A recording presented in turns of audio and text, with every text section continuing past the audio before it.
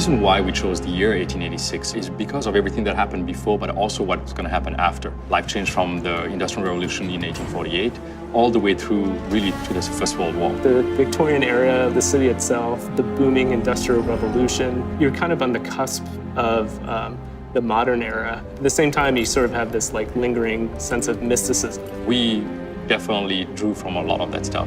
I remember being enamored with the whole idea of Camelot and the Knights of the Round Table, something that was not religious, but really, about humanity. If you look at the Arthurian legend, there's some of them that go back to pre-Roman, Celtic, and we wanted to get that kind of Celtic lineage back into the oldest part of the order. It's so rich with the lore, with those interaction and people, these noble knights basically protecting humanity. And it was like, well, if we could meld a story like that, if we build those people, if we build something that is slightly outside the bounds of reality, can we make it real enough? We want that kind of double take where it feels like the 1886 that was, but then kind of out of the corner of your eye, it's like, well, there's certain things where we deliberately kind of deviate from history just to have that balance between getting that first read of believability and sort of the second read of, wow, that's kind of cool and different. We tried to echo a lot of things that were true of the time. We didn't want to recreate history, we wanted to twist it. We just poured over kind of the history of the era,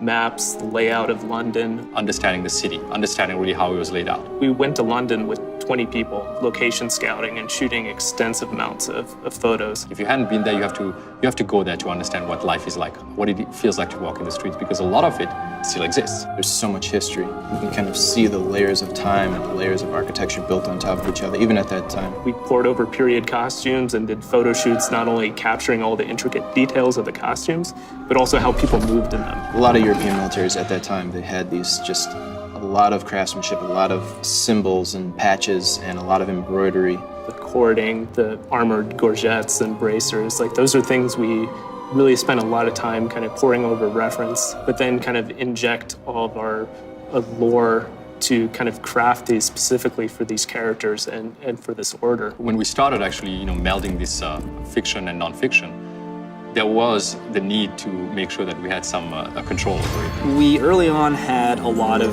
elements that were kind of more fantastic. It was very tempting and very easy early on to go like, if we're gonna do alternate history, let's alter the world a lot. The risk of approaching a game like this and bringing that balance between fiction and nonfiction, once you've basically, broken that suspension of disbelief, there is no, buying it back from the player. That kind of undermined the reality and the believability of the situations and the characters, and then it was kind of like all bets are off. We didn't want everything to be kind of pushed into alternate history. So more often than not, modes of transportation is the same, like horse-drawn carriages. But then there's technologies like airships that they did exist in that era, but we kind of pushed them ahead in the time frame. We brought in things that were potentially, 2-3 decades ahead of its time, brought them back into the 1886 era.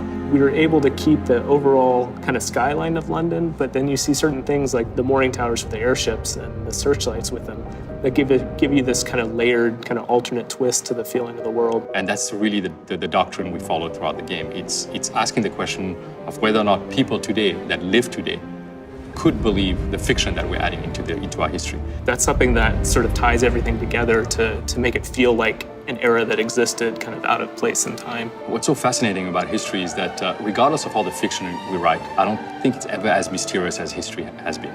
You can go back and read books about events that have happened in the past, and they're really never 100% true. There's always something that actually is slightly off. That gave us so much ammunition basically to build this IP and building the narrative and making this game feel like you're actually living through it. We wanted people to understand how it was to live in that world and to experience the differences in our history firsthand through the eyes of somebody who has seen that history as well.